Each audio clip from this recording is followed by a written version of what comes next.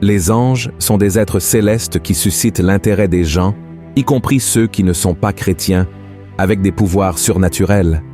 Ils sont responsables de la protection et de la sauvegarde de la vie des enfants de Dieu, répondant à leurs besoins selon les ordres du Père.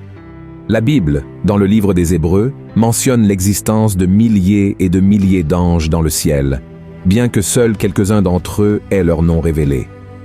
3 de ces noms sont connus de nombreux étudiants des Écritures, mais le 4e nom est peu connu.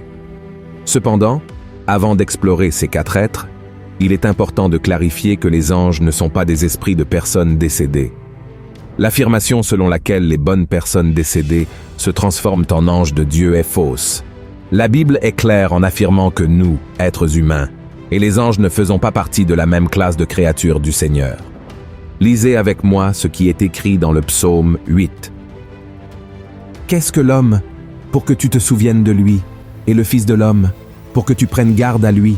Tu l'as fait de peu inférieur à Dieu, et tu l'as couronné de gloire et de magnificence. Tu lui as donné la domination sur les œuvres de tes mains. Tu as tout mis sous ses pieds, les brebis comme les bœufs, et les animaux des champs, les oiseaux du ciel, et les poissons de la mer, tout ce qui parcourt les sentiers des mers. Il est également important de souligner que parmi les êtres célestes que nous étudierons, il y a les anges déchus, qui ont été expulsés du ciel et jetés sur la terre. Le premier ange mentionné par la Bible avec un nom est Satan. Selon le chapitre 1 du livre de la Genèse, le 2e jour de la création, Dieu créa le ciel. Certains érudits suggèrent qu'au cours de ce même jour, les anges furent créés, parmi lesquels se trouvait un ange qui se distinguait par sa beauté et sa puissance. Ce chérubin est appelé par beaucoup de gens Lucifer. Bien que ce nom ne soit pas trouvé dans les Écritures saintes, son sens est « ange de lumière » ou « étoile du matin ». L'histoire de la chute de Satan est racontée dans 2 chapitres de l'Ancien Testament, dans Ézéchiel chapitre 28 et Isaïe chapitre 14. Il était un ange puissant et rempli de sagesse, peut-être le plus beau et splendide être créé par Dieu. Cela aurait pu être la raison d'une grande honneur pour cet ange, mais il ne s'est pas contenté de tout ce qu'il avait aux côtés du Seigneur, laissant sa beauté et sa haute position dans la hiérarchie céleste monter à sa tête. La Bible nous montre dans Ézéchiel chapitre 28 que Satan est resté parfait dans ses voies jusqu'à ce que l'iniquité soit trouvée dans son cœur. Voici ce qui est écrit. Ton cœur s'est élevé à cause de ta beauté. Tu as corrompu ta sagesse par ton éclat. Je te jette par terre. Je te livre en spectacle au roi. En raison de son orgueil, Lucifer décida qu'il voulait ériger son trône au-dessus de Dieu, et il convainquit environ un tiers des anges de le soutenir. Il y eut alors une bataille dans le ciel, et les anges qui restèrent aux côtés du Seigneur vainquirent ceux qui s'étaient rebellés. Voici ce que dit la parole de Dieu à ce sujet. Et il y eut guerre dans le ciel. Michel et ses anges combattirent contre le dragon, et le dragon et ses anges combattirent, mais ils ne furent pas les plus forts, et leur place ne fut plus trouvée dans le ciel, et il fut précipité, le grand dragon, le serpent ancien, appelé le diable et Satan, celui qui séduit toute la terre, il fut précipité sur la terre, et ses anges furent précipités avec lui. L'armée des anges rebelles ne fut pas suffisante pour vaincre les cohortes célestes. Les perdants furent envoyés sur terre, d'où le terme ange déchu, et à la fin des temps, ils seront jetés dans le lac de feu, souffrant pour toute l'éternité. Insatisfait de sa défaite, Satan décida de détruire la race humaine, la création la plus parfaite de Dieu. Ainsi, nous lisons dans le livre de la Genèse qu'il se déguisa en serpent, se rendit dans le jardin d'Éden et persuada Adam et Ève à manger du fruit de l'arbre de la connaissance qui avait été interdit par Dieu. Ainsi, le péché entra dans le monde et le couple perdit son intimité avec le Créateur, étant chassé du paradis. Aujourd'hui, tout comme par le passé, Satan fait tout en son pouvoir pour apporter la condamnation aux êtres humains, les détournant du chemin du salut offert à travers le sacrifice de Jésus. La Bible dit que, pour tromper les enfants de Dieu, il est même capable de se déguiser en ange de lumière. Selon Michel. L'archange est l'un des anges de Dieu les plus connus et puissants. Il appartient à un ordre supérieur parmi les anges, étant un être céleste, agissant en tant que messager lors de missions spéciales. De plus, il est un grand guerrier. Le livre de l'Apocalypse, chapitre 12, nous montre qu'il a dirigé l'armée des anges dans le ciel contre Satan. Un autre passage qui attire beaucoup d'attention se trouve dans le livre de Jude, qui relate que Michel a combattu le diable pour le corps de Moïse. Remarquez que, aussi puissant qu'il fut, Michel a fait preuve de sagesse en ne diffamant pas l'ennemi, mais en laissant Dieu le réprimander. Lisons ce qui est écrit. Or, l'archange Michel, lorsqu'il contestait avec le diable et lui disputait le corps de Moïse, n'osa pas porter contre lui un jugement injurieux, mais il dit que le Seigneur te réprime. Et dans le livre de Daniel, il est rapporté que Dieu a envoyé un ange pour transmettre un message au prophète. Cependant, le prince de Perse, qui était un agent de Satan, a tenté de l'empêcher. Alors, Dieu a envoyé l'archange Michel pour l'aider. Voyons ce que Daniel a dit à propos de cet événement. Et voici, une main me toucha et secoua mes genoux et mes mains. Puis il me dit, « Daniel, homme bien-aimé, sois attentif aux paroles que je vais te dire et tiens-toi debout à la place où tu es, car je suis maintenant envoyé vers toi. » Lorsqu'il m'eut ainsi parlé, je me tins debout en tremblant. Il me dit, « Daniel, ne crains rien, car dès le premier jour où tu as eu à cœur de comprendre et de t'humilier devant ton Dieu, tes paroles ont été entendues, et c'est à cause de tes paroles que je viens. Le chef du royaume de Perse m'a résisté 21 jours, mais voici, Michaël, l'un des principaux chefs, est venu à mon secours, et je suis demeuré là auprès des rois de Perse. Je viens maintenant pour te faire connaître ce qui doit arriver à ton peuple dans la suite des temps, car la vision concerne encore ces temps-là. Cela montre que Michel est un être céleste parmi les plus puissants.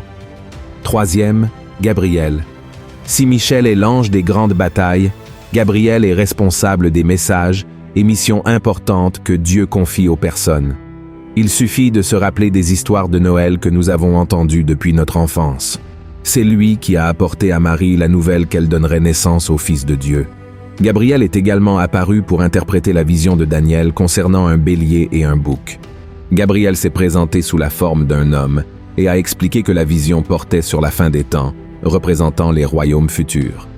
Plus tard, cet ange est apparu à nouveau à Daniel, apportant la compréhension de sa vision après qu'il a prié pour demander pardon des péchés de son peuple. Voyons ce que dit la Bible. Je parlais encore dans ma prière quand l'homme, Gabriel, que j'avais vu précédemment dans une vision, s'approcha de moi d'un volume rapide, au moment de l'offrande du soir. Il m'instruisit et s'entretint avec moi. Il me dit, « Daniel, je suis venu maintenant pour ouvrir ton intelligence. Lorsque tu as commencé à prier, la parole est sortie, et je viens pour te l'annoncer, car tu es un bien-aimé. Sois attentif à la parole et comprends la vision. » Beaucoup d'années plus tard, l'ange apparut au prêtre Zacharie lorsqu'il offrait de l'encens à Dieu dans le temple. Gabriel prophétisa à Zacharie que lui et sa femme auraient un fils appelé Jean-Baptiste, et que ce fils serait chargé de préparer le peuple à recevoir le Sauveur. Zacharie douta du message et, en punition de son incrédulité, resta muet jusqu'à la naissance de l'enfant.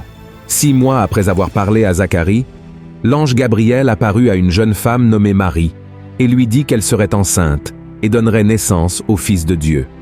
Marie ne comprenait pas, étant encore vierge, mais Gabriel expliqua que l'Esprit Saint viendrait sur elle.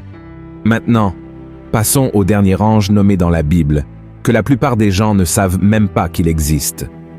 Son nom est Abaddon ou Apollyon. Abaddon ou Apollyon sont les noms en hébreu et en grec qui signifient « ange de l'abîme ». Ces noms font référence à la destruction, et cet ange est mentionné par l'apôtre Jean dans l'Apocalypse, chapitre 9, lors du son de la 5e trompette. Voyons ce que la Bible dit à son sujet. Le 5e ange sonna de la trompette, et je vis une étoile qui était tombée du ciel sur la terre. La clé du puits de l'abîme lui fut donnée, et elle ouvrit le puits de l'abîme. Et il monta du puits une fumée, comme la fumée d'une grande fournaise, et le soleil et l'air furent obscurcis par la fumée du puits. De la fumée sortirent des sauterelles, qui se répandirent sur la terre, et il leur fut donné un pouvoir comme le pouvoir qu'ont les scorpions de la terre. Il leur fut dit de ne point faire de mal à l'herbe de la terre, ni à aucune verdure, ni à aucun arbre, mais seulement aux hommes qui n'avaient pas le sceau de Dieu sur le front. Il leur fut donné non de les tuer, mais de les tourmenter pendant 5 mois. et le tourment qu'elle causait était comme le tourment que cause le scorpion quand il pique un homme. En ces jours-là, les hommes chercheront la mort, et ils ne la trouveront pas. Ils désireront mourir, et la mort fuira loin d'eux. Ces sauterelles ressemblaient à des chevaux préparés pour le combat. Il y avait sur leur tête comme des couronnes semblables à de l'or, et leurs visages étaient comme des visages d'hommes.